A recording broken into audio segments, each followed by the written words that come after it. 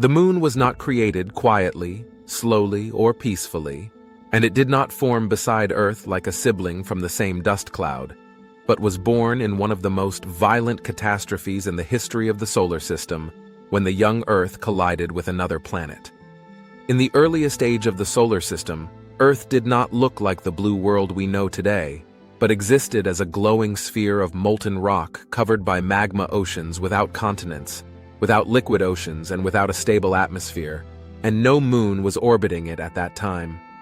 If you enjoy similar educational content, please like, subscribe, and share the video with your friends.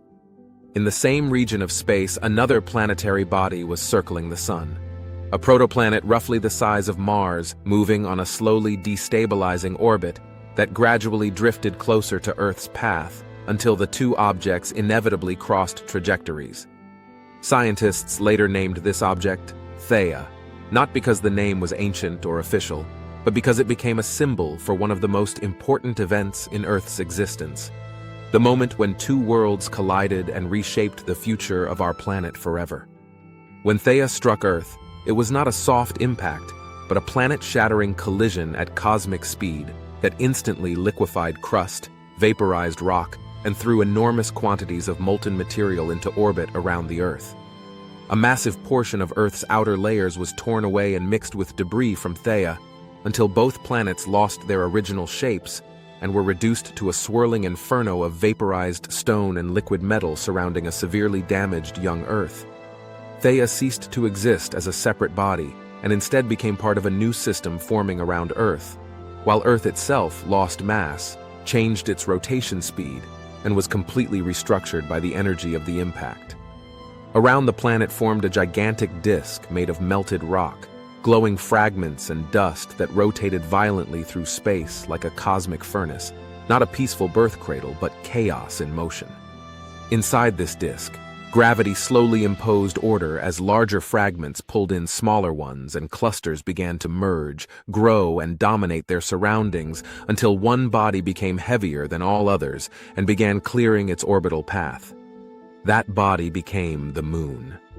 It did not emerge as the quiet silver object we know today, but as a blazing sphere of fire without atmosphere, without oceans, and with an interior still violently active from the energy of formation. In its earliest state, the moon orbited much closer to Earth than it does today and filled a massive portion of the sky, while its gravity created catastrophic tides on Earth that reshaped the surface and stretched the crust of the young planet. Earth and the moon existed in a state of extreme gravitational interaction, in which Earth's rotation rapidly slowed, while the moon gained orbital energy and slowly began its long retreat into space, a process that continues even today.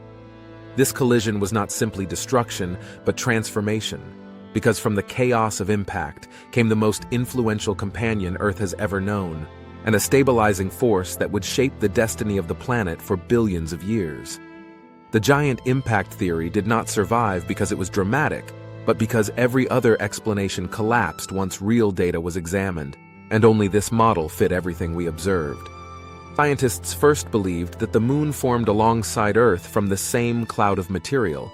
Yet if this were true, the moon would display significant chemical differences, just as planets throughout the solar system differ from one another, depending on where they formed. Another hypothesis proposed that the moon was a wandering body captured by Earth's gravity, but a capture on this scale would almost always result in a chaotic orbit or complete destruction, not the stable and nearly circular orbit the moon follows today. A third idea suggested that the moon split from Earth due to extreme rotation, but for such a separation to occur, Earth would have needed to spin so rapidly that the entire planet would have torn itself apart, which is not supported by geological evidence. The breakthrough came with the arrival of actual moon rock. Samples brought back to Earth revealed something astonishing. The moon's rocks were chemically almost indistinguishable from Earth's outer layers. Not similar, nearly identical.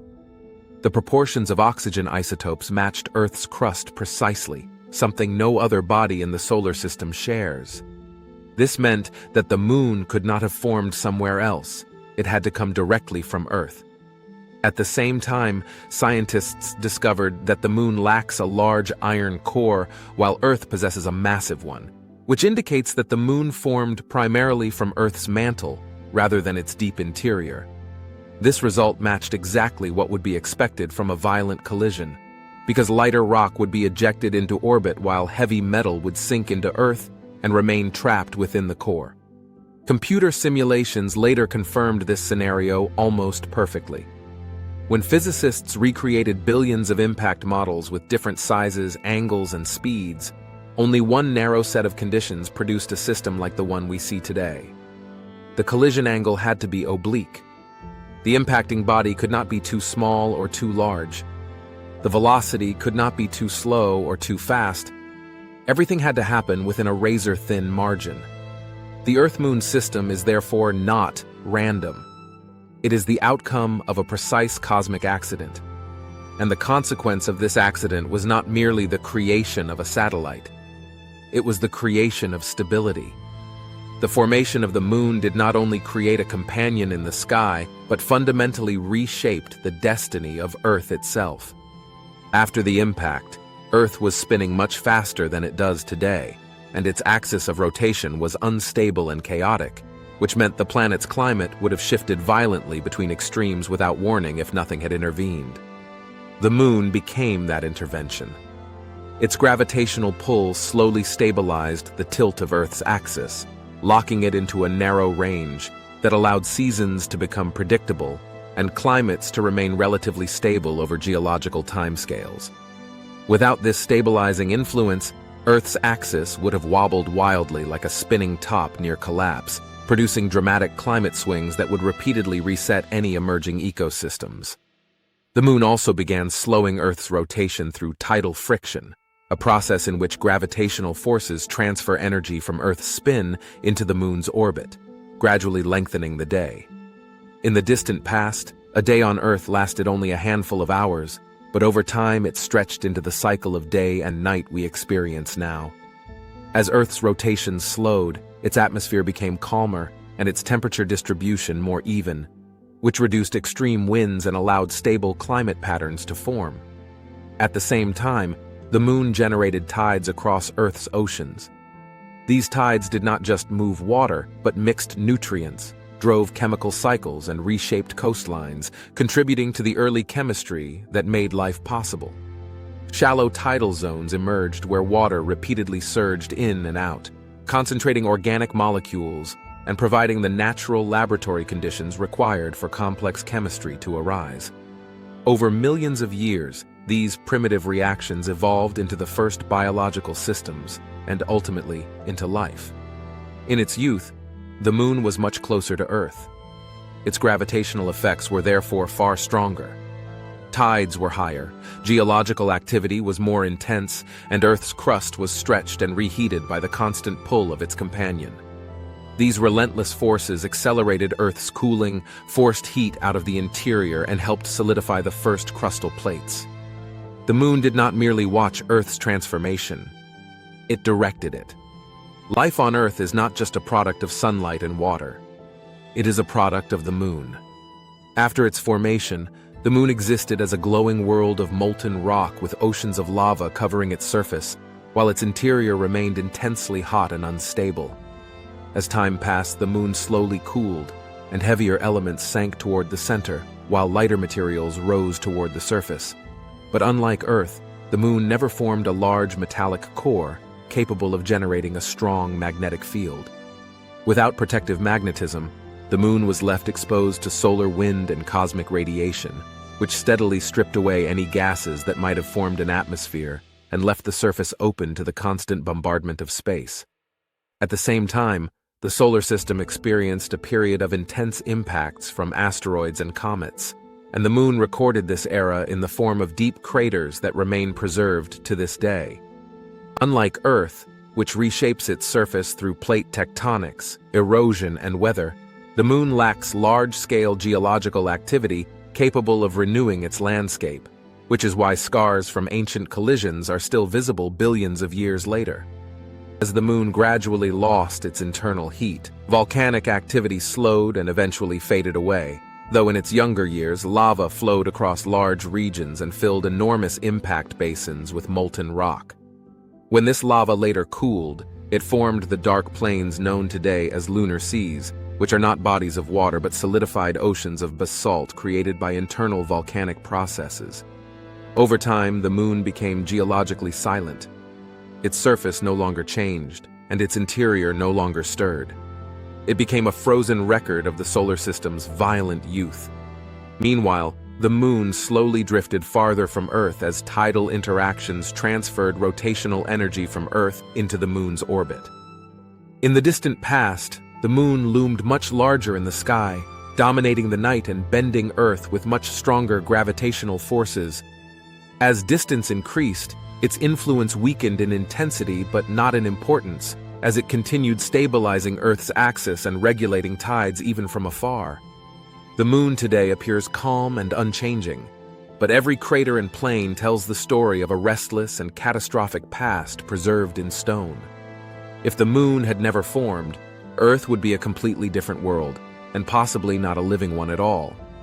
Without the moon, Earth's axis of rotation would not be stabilized, but would shift chaotically under the gravitational influence of other planets, causing extreme climate changes and violent transitions between frozen and overheated states. Seasons as we know them would not exist in a predictable rhythm, and entire continents could experience sudden and irreversible climate collapses within short geological timescales. Earth would also spin much faster. Days would be far shorter. Winds would be stronger. Storm systems would be more violent. The atmosphere would behave unpredictably. Life would struggle to maintain stable conditions for evolution. Oceans would be quieter and less dynamic. Without the moon's gravity, tides would be weak and irregular. Water would stagnate. Nutrients would not circulate efficiently. The chemical engine of the seas would slow dramatically. Shallow tidal zones that once served as natural laboratories for early life would never emerge. The cycling of wet and dry environments that concentrated complex molecules would not occur. Without those conditions, the chemistry of life might never progress beyond simple forms. Earth could remain a world of bacteria forever, or worse, remain sterile. The moon also helped Earth cool. Its gravitational interaction generated internal friction that released heat from Earth's interior more efficiently. Without this, Earth might remain geologically unstable much longer. Volcanic activity could dominate the surface for extended periods. Oceans might never stabilize. Continents might fail to form. In such a world, intelligent life would likely never appear. Civilization would never rise.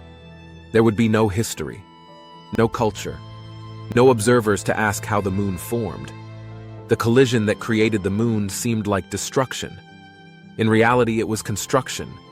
It built Earth into something different, something balanced, something alive. The moon is not a decoration in the sky. It is a structural component of Earth's existence. Without it, we would not be here. Without it, Earth would be only another dead rock orbiting a star.